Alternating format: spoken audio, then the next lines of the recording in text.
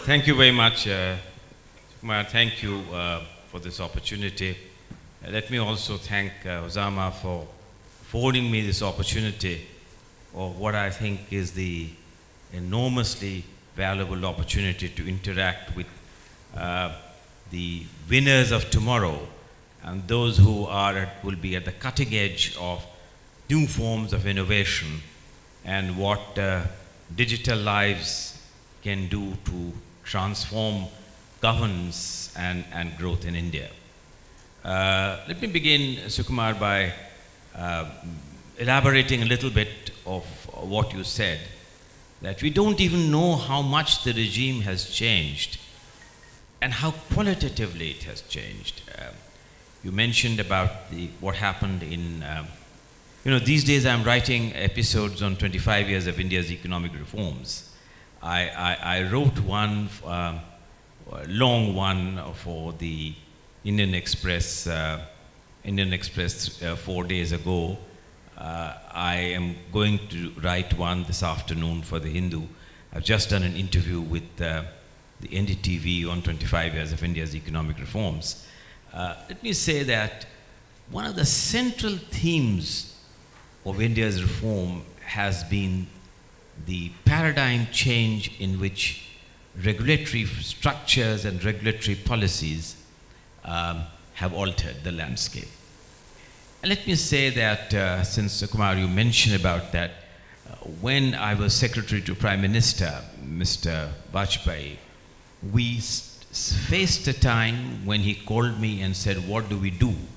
Because telecom companies had bid huge amounts, bank monies were locked. The minister at that time said that guarantees must be forfeited. And so all companies which you know today, like etc., Airtel and so on, would have all gone bust.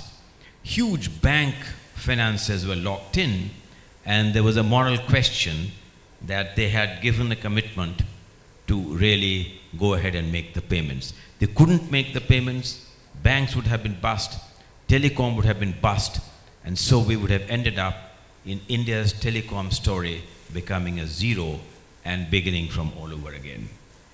Unfortunately for this country, we had a Prime Minister who took the view that doesn't matter about the moral hazard, because after all, revenues can come if companies function, and revenues may have been lost. So I worked out an elaborate arrangement with the then Attorney General of India, Mr. Soli Sorabji, which was, by the way, Sukumar, not very easy to achieve, because he, being an exceedingly prudent judicial mind, said, there is, NK, a huge moral hazard, that we are undoing something which has a sanctity of contract. Anyway, to fast forward history, we moved over from fixed fees to a revenue sharing agreement, and then the old TRAI Act wasn't good enough, so I was member secretary of the other group which has crafted the present TRAI Act, where I got Fali Nariman to do the drafting of this TRAI Act, and that's the regime now. You asked three important questions. Is our current regulatory regime adequate to meet the needs of tomorrow? Well, the answer in my view is only a partial yes, because it is an evolving regime. What has gone wrong is simply this. Our mindset has changed from using internet penetration and spectrum penetration for fostering economic growth to an area where garnering of government revenue is the dominant theme. Is this really a mindset? And if people say that higher internet connectivity has got an impact on GDP growth, then is this the kind of an agreement which is best designed to serve that objective? Well, the complication, Sukumar, is that in the 10 years of the previous government, we had more than the fair share of financial malfeasance and scandals in the allocation of spectrum. This resulted in the courts begin to play a very important role. And when the courts therefore came in, the rules of the game were defined. And so you went into all this area of competitive auctions. You went in where revenue garnering became the centerpiece. And therefore, one of the issues which requires a debate afresh on whether revenue garnering functions should be the key objective if the broader game is to make this a truly digital India. So this is the first issue. The second very important issue is whether in the implementation of the current policies, you are doing everything possible to garner the optimization of existing investments in existing infrastructures.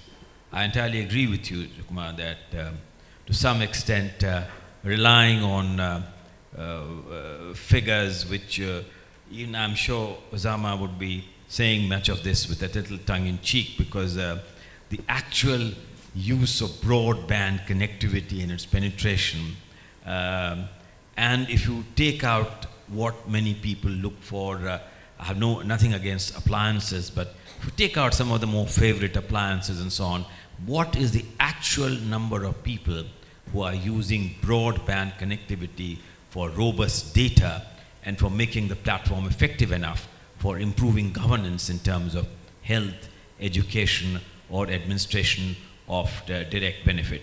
So we need to therefore see whether the current policies in terms of optimizing investments in existing assets is the most optimum mix of policies.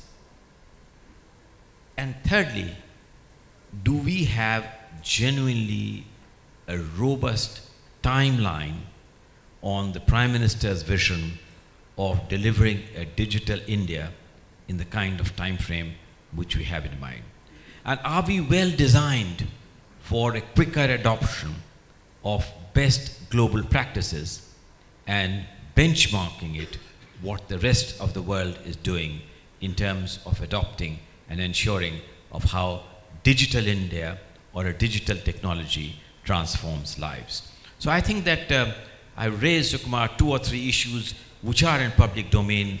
We have come a long way from the dark days to something which we are now talking so happily. We have come a long way in making digital technology a part of our everyday life, but we have a very long journey ahead of us to really garner the benefits of a digital India. Thank you. Thank you. You raised 3 issues, and all 3 of them are fundamental issues, especially the fact that the focus of the government seems to have moved to revenue maximization through auctions. And the world over, the debate is still on whether auctions are the best way to give out something as important as spectrum. And again, public memory is short, but one of the reasons why the world went through a technology and also a dot-com crisis in 2000 and 2001 was really telecom auctions in the US in 2000, where companies went out and bid extremely aggressive. In fact, I think the US auctions were in 1999, if I remember correctly. But at least the US had the prescience to rescind those auctions and to figure out a different way of allotting spectrum a year later. Europe clearly didn't learn, so in 2000, several countries in Europe went out and did the same. And these were 3G auctions that were happening. And the reason why there was a complete collapse of the telecom market globally, which also affected many Indian software companies which had a lot of exposure to telecom, was because the market collapsed. And I'm glad you raised this issue about revenue maximization, because I think had revenue maximization been the objective of NTP 99, we would have probably had 50 million mobile phones in this country right now. Right? We wouldn't have had as many as we have. I think someone had to take a call that the objective is not revenue maximization, but it is something else. And that requires the kind of will and vision that is fairly difficult to come by at a time when you have the CVC, you have the CBI, and you have the Supreme Court keen to jump on anything and take a call. And I think it's not just telecom which is facing this problem, it's also banking which is facing this problem, for instance. Right? But that's an entirely different issue, so we will stick to telecom at this point in time. I'm going to move to Chetan now and ask him pretty much the same question, which is from the regulatory point of view, and he represents Google here, and Google has a global experience in shaping or trying to shape regulations the world over, and you know what is good, what is not good, or what is good for you and what is not good for you. So what would you like to see? Do you think we have the kind of regime in place which will facilitate the free and fair growth of mobile internet in this country?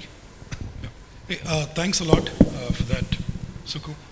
And as NK just mentioned, is some problem? Yep, I think you should. So as Mr. Singh just mentioned, the regulatory landscape has evolved over a period of time, and you know, the pace at which technology has progressed has become the challenge. You know, has put the average regulator in a quandary of sorts, because he is torn between, first of all, equipping himself with the fast-paced changes occurring in the regulatory landscape, one, and two, also the need to ensure that the lawmaking and regulations that are being initiated have a certain degree of relevance. So he finds himself in an unsavory situation. But to give them the credit, I think our bureaucrats, a lot of them that I have spoken to, seem to have the right kind of vision, which a lot of times is backed by the politicians of the day. They seem to have a good vision, and also very clearly understand the predicament they are in, right? Which is the reason why we see a constant effort to learn more, to put out consultation papers there, to bring in as many inputs and recommendations as possible, which again is not an easy task at all. In addition to this, as you rightly said, as Mr. Singh rightly said, there is also need to look at global best practices. Simple things like whether auction is the way to go, whether revenue garnering is priority number one, or should we look at other desired outcomes like, rural connectivity being a priority, should be something that the government of the day understands and recognizes as the need of the hour. In addition to that, I think there needs to be three fundamental issues that the average regulator needs to look at while making laws for a landscape that is constantly dynamic and evolving. One, the need to be technology neutral or agnostic. I think that is extremely critical. Number two, the need to be flexible and nimble. The ability to absorb and periodically imbibe the fast-paced changes occurring in the technology sphere, I think becomes important.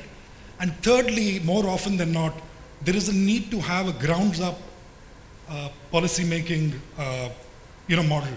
At a time when innovations are happening at the grassroots level, at a time when you have venture capitalists looking at pumping in a hell of a lot of finances and monies in this sector, it does become important that the regulator understands and has a grasp over the emerging business models that are occurring in the in the overall landscape.